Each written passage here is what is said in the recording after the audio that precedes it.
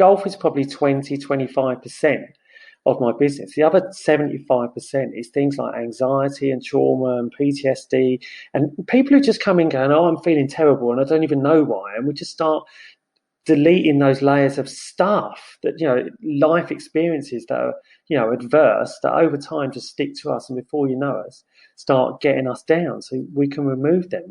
And that's how it works. It's just so fast, though. Those therapies are so fast. Golf Smarter, number 718. The yips, phobias, and anxiety can be cured with psychosensory therapy by James Hymers. This is Golf Smarter, sharing stories, tips, and insights from great golf minds to help you lower your score and raise your golf IQ. Here's your host, Fred Green. Welcome to the Golf Smarter podcast, James. Thanks very much for having me on, Fred. It's a pleasure. Well, you're on because you reached out to me. Yeah, I'm trying to help more people. That's why. Well, yeah, and once I started looking at your stuff, I'm like, wait a minute, is this really what we want to talk about? And then you gave me a very brief explanation that was like, absolutely, this is what we want to talk about, because we're going to talk about yips. Brilliant. Yeah. And, yips comes in many forms, and it lasts for a minute or it lasts for years. But when people get caught up with it, it's hard for them to get out of the hole that they dug for themselves. Yeah, it's an amazing phenomenon, really. So it's not just golf, the yips. It's golf, it's snooker, it's darts, it's tennis, it's baseball, it's basketball. It's anything with a release. It's cricket. It's anything with a release action of the hand, and it's almost like PTSD for sports. It's Wow. it really just, the brain is trying to do something that it can do easily. Somewhere along the way, we got stressed and worried and anxious about it, and it's become a problem. It's a bit like, I'll just explain to you how the brain learns about stuff like this first. So I've spoke to many a golf coach who all say it's mechanical, and there is a mechanical aspect to it, but they're only seeing one side of the coin. And the other side, of course, we should be able to do a movement and we shouldn't have a problem with it. But we do, because there's trauma involved. So when we're children and we learn, we're only really afraid of two things, and that's loud noises and falling or being dropped. So all the other fears that we pick up as we grow older, we've experienced or seen or heard about or read about. We've learned them first, second or third hand. It doesn't matter. But what we've all done, and I bet you can't remember the first time you did this, is burnt yourself on something. And so, you run around as a kid and you touch something hot, whatever it is, a steam iron or the top of a cooker or what have you, and you touch it and you go, that really hurt. And your brain learns in that second that really hurt. Don't do it again and stay away from hot stuff. It's what we call an encoded event. So something happens, and that's encoded within the brain, a part of the brain called the amygdala, which is deep within the limbic system. So if I was trying to explain it very simply, imagine that part of the brain is a bit like a porcupine with lots of spines on it. But rather than a couple of hundred spines, there are billions, more than the stars. But on those spines is everything you've ever done, seen, experienced, everything that's ever happened to you that was emotionally charged. So you're not going to remember filing papers and stuff like that, but you will remember your first kiss, a fight, what have you, a motorcycle accident, anything that's ever happened to you, it's encoded in there. And that's what happens with trauma in our lives. Something happens, it gets encoded in the brain. Our brain tries to keep us safe in the future by not repeating the same thing again. So if we're talking about burning ourselves, it tries to keep us away from hot things or from the edge of a tall building or look both ways when you cross the road, all sorts of stuff. It's the same with the yips. So we've hit that chip shot, that putt, whatever, the full swing, it doesn't matter, over and over again, and it's fine. Now, in order to us to encode a trauma within our brain, there has to be four things. Okay, so there's I forget an acronym for it called EMLI. So there's 4 things. So the first one, there has to be an event. So something has to happen. So let's suppose it's a chip at Yips. So let's suppose it's I'm playing in a big competition. I'm going to win the club champs. I'm coming up the 18th. I've hit it short with a bunker, and I've got to hit it over the bunker to a tight pin. And I duffed the shot because the pressure. Okay, that happens. Everybody hits bad shots. I don't care how good a golfer you are. Everybody hits bad shots because we're not machines. That's part of the pleasure of golf.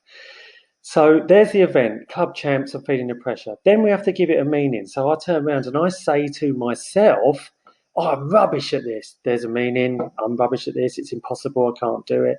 Then there has to be L, which is the landscape of the brain. So describe what the landscape of the brain is. It's pretty much feeling good or feeling bad. So, when they say us men can't cope with being ill and the world has to stop. Well, that's when our landscape of the brain is really low. That would also happen if you were hungover, you just had a fight with someone, you were stressed, maybe being caught in traffic, any of those things. And then there also has to be I for inescapability. Well, you've hit that golf ball just short where you have to hit that chip. You can't get away from it. It's not like you can pick it up or say, I'm not going to play this hole. You've got to hit it. So it's inescapable. And so that's how trauma gets tracked. So once you've got those 4 things to encode a trauma, event, meaning, landscape, and inescapability, once they're in there, that is it. And just like when you burnt yourself as a kid, it's in there forever. That's how it's encoded. But it can be removed. Yeah, it's really cool stuff. It's neuroscience, but it's really simple.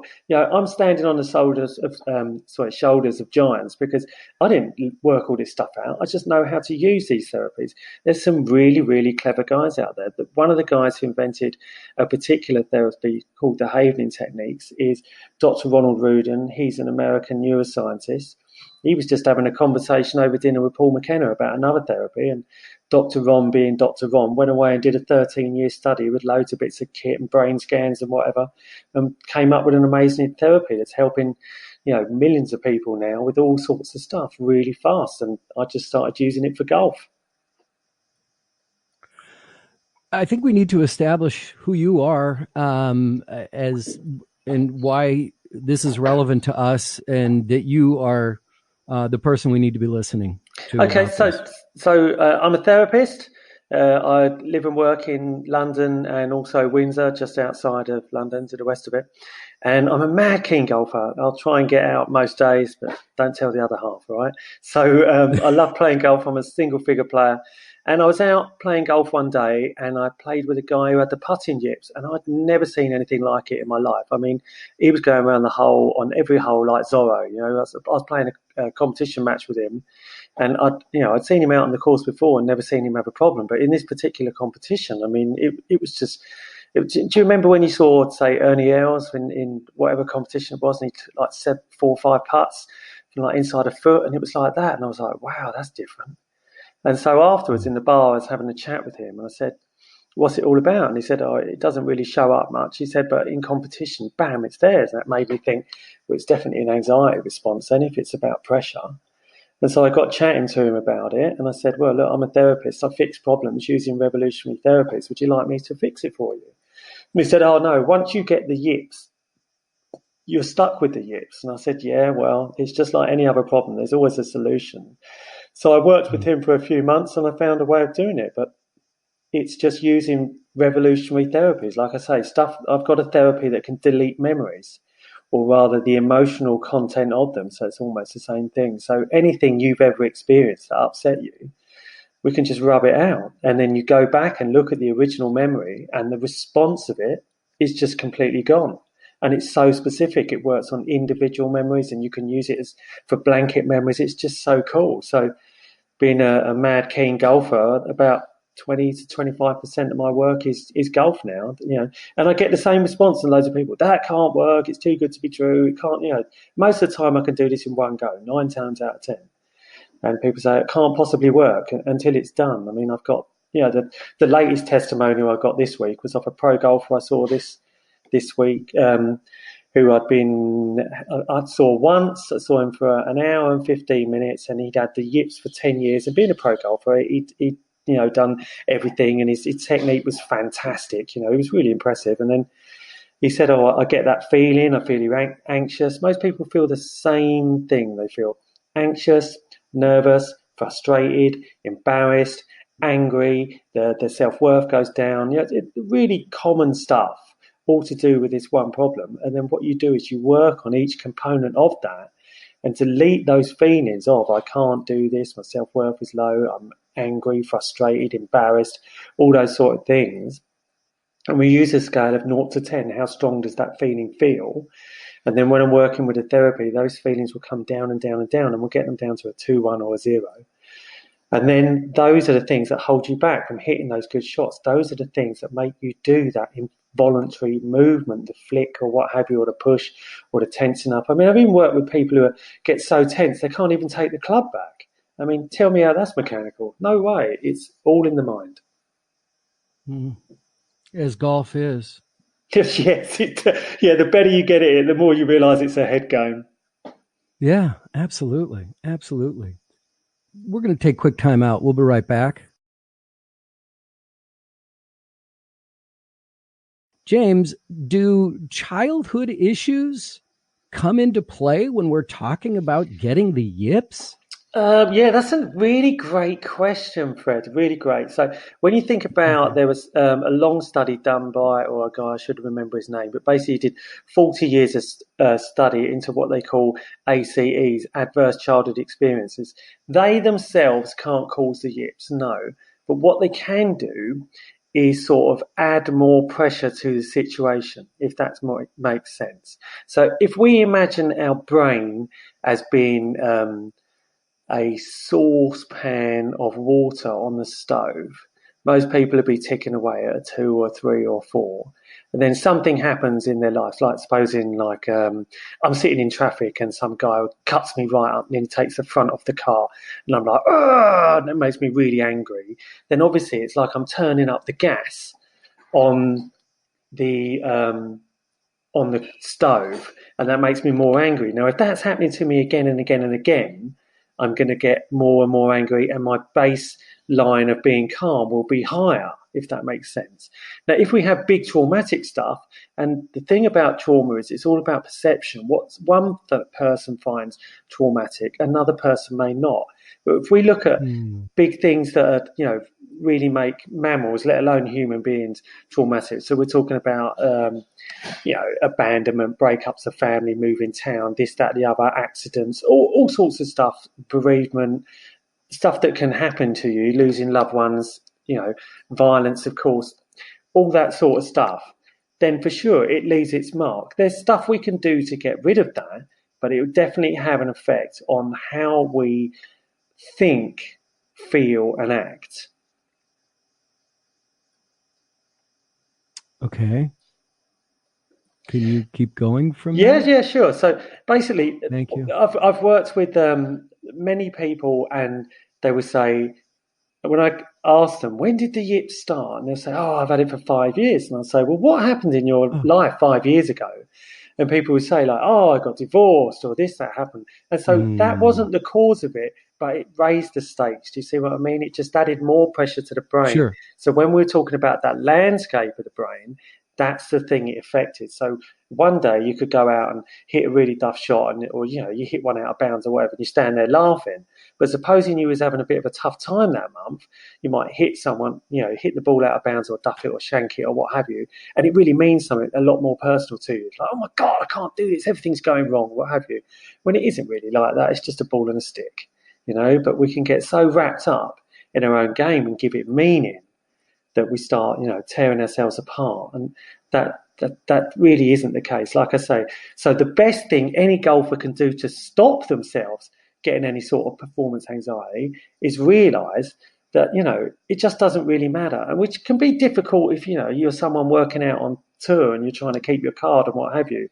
But the more you can feel relaxed about stuff like that, of course you're going to feel some pressure, but the more you can feel relaxed about it, the less effect it can have on you. It's almost like the old saying, you've got to let go of control to get control, When we start getting too mechanical and stuff like that, it just tears us apart. You just think, ball, target, whack it, you're going to get your best results. So interesting. You mentioned earlier about that it's not just golf where you can get the yips, but you said anything with release action of the hands. Yeah, yeah. So, I mean, there's even surgeons and dentists who gets the yips. I mean, that's career ending straight away, isn't it? Oh my gosh, that's Yeah, tell me terrifying. about it. You wouldn't want someone going like doing a bit of heart surgery and then their hand just flicks, but it does happen, But like I say, so Wow. it's all sorts of stuff. So it's anything, it's a pressurized environment, which sports and gambling and all stuff like that are. And then you've got that, and all you need is those four things to encode the trauma one day, and then bang, it's in there. And then that brain loves Hmm. to play that old pattern again because as smart as we are, our brains are so lazy. They just love an old pattern, even if it doesn't help us. It's like the person who gets social anxiety and then all of a sudden they stop going to parties. Really, they'd like to go to the party, but the brain thinks, I found a way to keep you safe. You're never going to another one. It thinks it's done its job, but it's kind of misfired, if you get my drift. It's the same thing with the yips. You want to get the ball in the hole or you want to hit the great shot. But as soon as your brain sees that setup for the stuff it knows upset it before, it runs that old pattern of quickly just get it over with, smack. And it thinks it's done you a favour, So it's really bizarre the way it works. So it's not necessarily, the yips aren't necessarily, I've been struggling with this club and now it's so ingrained in my head, I can't hit this club at all. You're Oh, saying well, it yeah. goes beyond just bad shots. Yeah, for sure. But what you're talking about there is the way our brains view situations, and you're talking about complex content. So let me explain how that works. So when we have a situation, that traumatic event, when it happens, okay, how can I explain this? Okay, not about golf. Mm-hmm. Okay, so imagine you or I are sitting down having a coffee somewhere, and an armed robber comes through the door, kicks open the door, and points a shotgun at us, and says, "Give us your money, give us your keys, give us, everything you got, and what have you." And in that moment, a part of our brain would take over that amygdala, which we have no control over, and it would decide what it wants to do, whether it wants to try and jump out of a window, squeeze past the guy, grab the gun, or submit, or what have you. And we don't know how that's going to react until that happens. And so the robber is there and the shotgun is there, but the scary thing is the gun. Okay, that's the scary thing. But the complex content is all the other stuff around it. So supposing that robber was wearing, I don't know, a Jesus Loves You t-shirt and a pair of flip-flops. Okay, so the robber takes our money, we submit, and he goes, and we're on edge for maybe the next 2 or 3 months. But then supposing you and I are out maybe 6 months later and we're sitting somewhere else in a bar or what have you, and someone walks in wearing a Jesus Loves You t-shirt and a pair of flip-flops. It could be a girl or what have you. We may not even consciously notice it, but our unconscious mind, our subconscious, would notice it, and straight away we'd feel on edge and we wouldn't even know why. And that's the same thing you're talking about with that golf club. Your brain knows that you've hit a shot with that golf club when you got really upset and angry or whatever, or frustrated or whatever, but you had that really strong emotional response holding that golf club.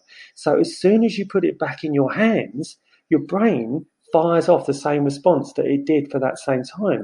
So it's almost like every time I pick up the wedge or what have you, or the putter or the driver or whatever it is, it fires off that same response. And it's because it links it back to the encoding event, which was the original memory. Mm-hmm. So when you were with that golfer and he said, look, once you get the yips, you're stuck. Yeah. You were like, rubbish. Were you, Well, at that point, were you like pure rubbish? Or, the way my yeah. brain works is I love problems, especially the harder they are, the more I love them. I think, there must be a way, when you think about some of the great men and women throughout history and the stuff they've done, human beings are amazing. We're so adaptive. We're so fantastic at working things out. I mean, even just trying to hit a golf ball, 300 yards and hit it on the fairway. When you look at the maths behind that, it's just absolutely phenomenal. Okay, so we can work stuff out. So because those therapies have been invented, I thought, well, why don't I use them for golf and see what I can do? So I worked with that guy, and it took a few sessions for him to work it out. But he was another one when it all it started. He was having a very stressful life. He broke up from his wife, and his kids moved out and what have you. So that was his encoding event, and then playing golf, and he wasn't playing so great. And it really got to him. But so I deleted all that, and then I worked on the everything about the Yips and what golf meant to him, and then just deleted all that. And then afterwards, I got him out hitting shots, just not even on a golf course, just on a bit of scrub grassland and hitting shots, and asking him how that felt to him. And he said, oh, yeah, there's still a bit of anxiety. So we worked on that while we were outside. It only took about 5-10 minutes. And then we worked on the next feeling, the next negative feeling, and the next one, and the next one, until they were all gone. And then all of a sudden you could see where his swing was really like robotic and clunky, if that makes any sense. All of a sudden it just started to really smooth out. And he said, oh, that feels really different. He said everything feels loose and soft and what have you. And the real hit or push that was at the bottom of the swing just disappeared, and it was really soft, you know. And that's what made the difference, just using those therapies to delete those old encoded events and let the brain sort of go back to where it was before. It's almost like you could write up the problems on a blackboard and we could just rub them out. And it's almost like a factory reset, if that makes sense. Yeah. Well, listen, we've talked a lot about the what so far. And after this break, we're going to talk about the how. So we'll be right back. It cracks me up that you've said I've deleted all that, as if it's just one keyboard stroke. I do choose to use that word deleted, but I honestly believe that's the way it works. And I get people saying to me, no, you can't possibly do that. But you can. It's neuroscience. There are a few great therapies that have been invented in the last 5 or 6 years that have the ability to delete stuff, you know, and it's fantastic. So the way it works, going back to that analogy I said earlier about the porcupine and the spines, it's actually an ampter within the brain, and it's where chemicals and electricity, you know, are flying around, and that's where we wire and fire neurons and what have you. But basically, if we cut to the chase, it's just about how memories are held there. So one of the techniques, the therapies I used, like I say, was the Havening techniques. And what type of therapy is that? It's what we call a psychosensory therapy. And psychosensory therapies are, in my opinion, the most effective therapies out there. So psycho means the brain, sensory means touch, you know, a sensory input. So I'm sure you've seen, or maybe you haven't, lots of tapping therapies out there. The original one was called thought field therapy, or TFT for short. And there's like a dumbed down version of that, which is EFT, which is emotional freedom technique. But TFT is far superior. And that was invented by a guy called Dr. Roger Callahan. Well, basically what they do is that works on the meridian system, and tapping on it, a bit like acupuncture, but without the needles, actually works on specific parts of the brain and body and can remove stuff. It's incredible. You can put people in machines that scan the brain and actually see it happening. It's so cool.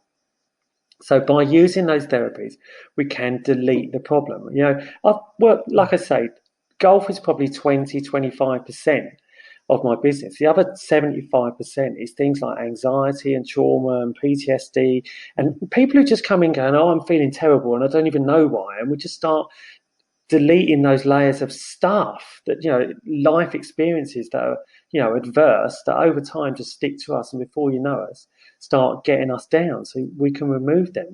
And that's how it works. It's just so fast, though. Those therapies are so fast. I mean, to quote Paul McKenna, he said about Havening, what used to take months to do can now be done in minutes. And it really can. I get plenty of clients who come and see me for stuff. It's just one session. Just one session. You know? Come on. That's not what a therapist does. Yeah, it is. How do you stay in business with one session? Well, that's the beauty and also the beast of my work, that I'm, you know, and why I'm reaching out to people like you is because I always need new clients. Honestly, my average client is 2 sessions. You know, some for 3. Oh, wow. And it's really, really fast. The days have come in, sit down, tell me about your mother, and on the couch, you know, see you next week, forever. You know, like the therapist in The Sopranos, you know, old-fashioned psychotherapy. Don't get me wrong. Anyone who's out there helping people, more power to their elbow. It's a wonderful job. Helping people is a really good thing to do. I would just argue that there's some stuff out there that's much, much faster. So why not use that? It's not like we're using 2 tin cans and a piece of string anymore. Everyone's got a smartphone. And same again, we've got electric cars. And look at us, you know, in different countries and talking on the web. It's amazing. The wheel has turned. There's some really fast stuff out there now. Yeah, yeah. And you said a couple times you rub it out. Yeah. Okay. So I'm talking metaphorically there, but basically that. Okay. Well, I'll tell you how the therapy works. So one of the therapies. So please, you can. Let's go. The Havening techniques is a psychosensory therapy that works using touch. So it works by a stroking of either the hands. Imagine you were circling your hands together. You might see that when someone gets really excited about something, they go, oh yes, and rub their hands together. That same motion. Or stroking their upper arms from your shoulders to your elbows, but only in a downward fashion. Or you can also stroke above your eyes and round sort of to the side of your cheeks. Those simple strokes. And you think, how on earth can that possibly work? Well, what it does, first of all, is changes your brainwave. Well, we have all different brainwaves that we work at. So imagine like someone going, come on! That's like an alpha state. You hear of an alpha male or alpha female. So that alpha state, you could get that up easily by just having a cold shower and jumping underneath it and pointing the water at your forehead. That will fire up that alpha state. Believe me, you'll come up with a way of staying under there or jumping out. And what we want for this therapy, by stroking those arms, it creates a delta wave. So what is a delta wave? Well, it's not being fully unconscious, but it being really relaxed. So imagine, say, you were at the beach, lying down, on a lounger or what have you, and you've got your eyes closed. You're not unconscious, but neither are you fully awake, okay? So I'm sure you can hear the wind in the trees and you can hear the sound of children playing or the waves or what have you, but you're just sort of feeling really, really relaxed. Well, first of all, it does that. So it's almost like a place where you can feel safe to look at the upsetting stuff that's happened to you in the first place. So you're not all keyed up. So your brain will allow itself to go there. And then when we access those old upsetting memories, I'll say, think about this and think about that. And the great thing is that all our brains are the same, because your brain, my brain, and everybody else's brain cannot tell the difference between a visualization, a memory, and the real thing. Cannot tell the difference. And that's why so many sportsmen and women do visualization techniques, see themselves crossing the finish line first, or if you're a golfer, see yourself rolling in putts. Honestly, visualize yourself playing better golf. Just by doing that, you will get better. You don't have to hit millions of balls. You want to work on your mind, your body, and your swing. But for sure, work on your mind, visualize stuff. I can remember I played a competition years ago when I was playing off 13. I went out and shot one under. I was like, have some of that. That was just visualization. Yeah, I wish I could do it every week, but hey, that was like the best result I ever got with it. But so going back to that therapy, by stroking your arms while you're accessing those old memories, it also sends in a chemical to the brain called a calcineuron. So a bit similar to calcium that's in milk and cheese.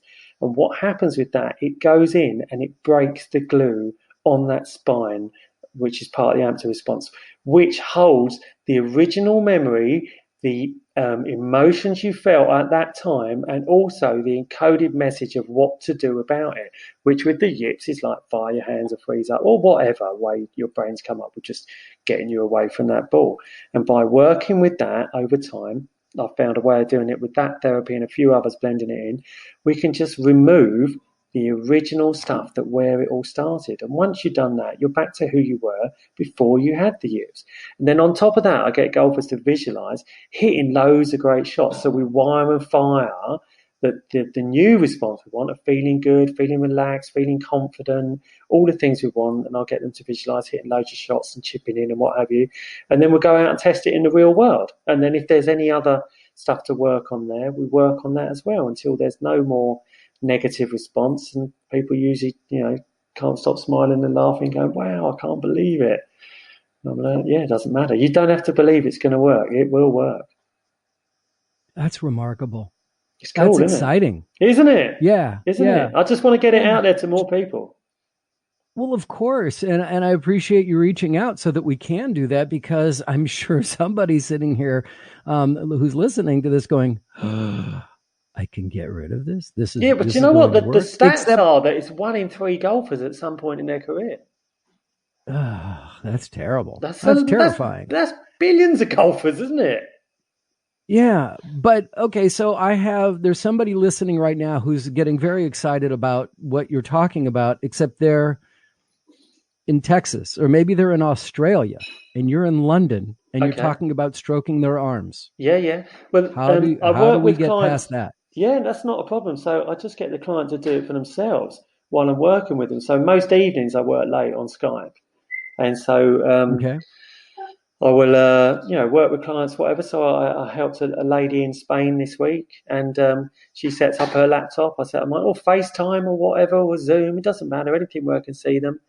And then I will get them to stroke their arms or what have you, and then I'll just guide them all around the problem, what's going on. And then sometimes the way, like a therapist's brain's got to work, you've almost got to be like, a detective. And they say something, and you sit and that just, it gives me an idea of what that's linked to. Someone will say like, oh, I feel like, or that feels a bit tight or whatever. And I think, oh, they feel a bit trapped. That's about claustrophobia or what have you. And there's all sorts of stuff in therapy where stuff are linked. Like, most people who get claustrophobia had a near drowning incident as a kid or choking stuff, and people don't realise that. But, so when someone says, oh, that feels tight, and you say, oh, did you ever have a drowning or choking incident? They're like, yeah, when I was 6. So you just go and smash that memory, and all of a sudden they're like, oh, it doesn't bother me anymore.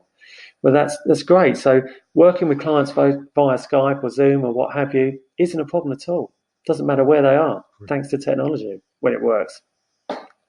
And you're saying two sessions, and you could possibly be completed. Yeah. So if I see them in person, Possibly. I would say, so my last 21 people that I've seen in person, I did it in one go. So I don't care how long it takes. I'm just going to stay there and smash it. But because of it's just a little bit more tricky on Skype or Zoom or what have you, because you haven't got the instant feedback. But saying that, the last person I did on Skype set up a camera and had like a fairly large backyard, as you call it. And so I was working with him, and then he set up the phone so I could just see like him swinging a golf club and what have you. And he had a speaker, and I said, okay, what does it feel like? And he said, oh, I still feel some frustration. I'm like, okay, so we worked on that. And so I managed to do in one go. I'm not worried how long it takes. Usually it's about an hour and a half, but if it takes 2 or 3, I don't mind. Let's just do it. Let's get rid of the problem. That sounds remarkable. James, thanks so much for reaching out to me. It's my pleasure. It's been wonderful. It's really nice talking to you. I love your stuff. It's cool. Yeah. So if this isn't all intriguing to you, and you want to have this conversation via Skype, or you're in London and you want to book a session with James, just go to jameshymers.com. And it's actually, Hymers is Hymers, jameshymers.com. And check out what he has to say. It actually, when he first reached out to me, I'm like, yeah, right. Okay. And then I looked at the website and went like, oh, right. Okay. And I'm so glad that we got to have this conversation, because I have friends that I want to send to you. That's fantastic. I'd love to help them. I get that all the time. People say it can't work or what have you. So luckily I've got, I think I've got about 50 plus 5-star reviews on Google Maps. So you can look at me on there. It's a great thing. Nice. And there's about 5 or 6 of them on there for the Yips. Like I say, the one that went on this week was from a pro golfer, and he was ready to pack up the game. When you see the amount of people who gave up golf because of the Yips, and it's a real shame. That word almost trivializes it, but it's such a real big thing. And when it stops you doing something you love, it's no fun, is it? No, not at all. All right, James, thank you again, and best of luck to you. Really enjoyed the conversation. Thank you very much for having me on the show. You have a wonderful day. Well, you've waited patiently and entered often, so now it's time to announce the winner of the All Access Pass to the Gravity Golf Challenge, courtesy of gravitygolf.com. If you're new to Golf Smarter or are struggling with inconsistent swing paths, then please check out episodes 707 and 708 featuring Danny Lee, and then episode 709 with the founder and creator of Gravity Golf, David Lee. So it gives me great pleasure to announce that longtime listener Paul Tarvidas of Toronto, Ontario is our winner. Paul, I know we've been emailing for years, but I just want you to know that I really hope I'm pronouncing your name properly. That's Tarvidas? Congratulations, Paul, and I'm really sorry if I've screwed up your name.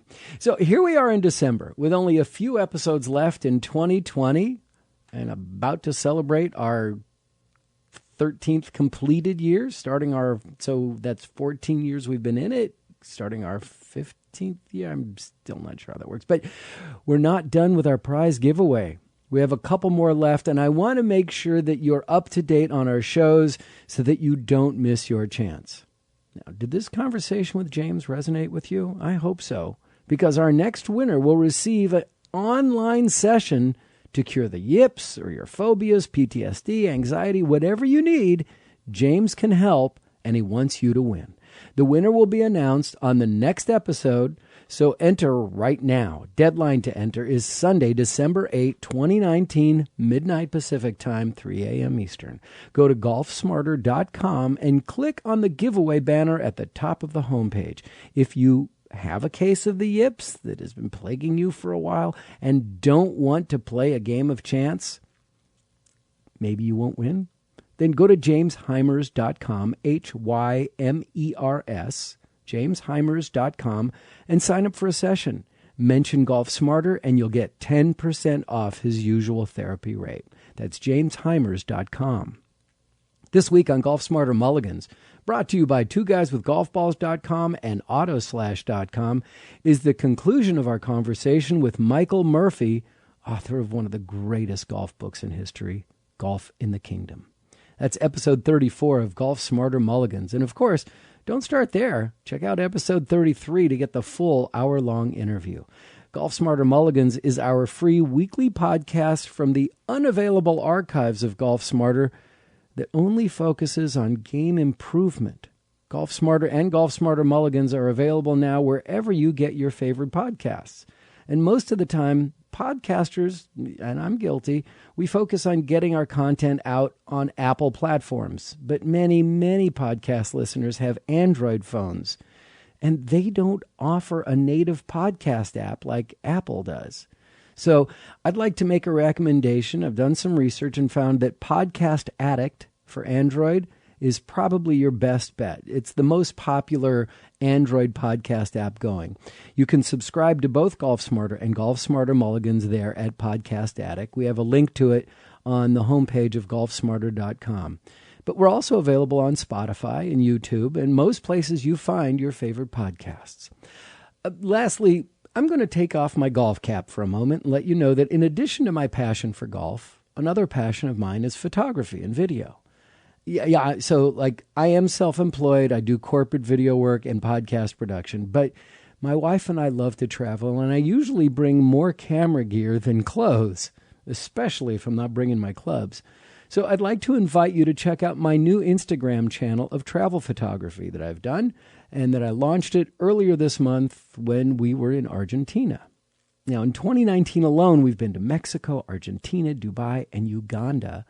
And in January, we're going to Cuba. So I've got a lot of stuff to share, and I get a lot of great feedback on my photography, and I'd love to get yours. So in addition to at Golf Smarter on Instagram, where I focus on golf and the podcast, you can find my photography portfolio at F Green Creative. That's F as in Fred, Green, Greene, Creative. F Green Creative on Instagram. Thank you for connecting. Love to get your feedback. And if you have any questions, comments, or suggestions for Golf Smarter, please click on the Hey Fred button at golfsmarter.com.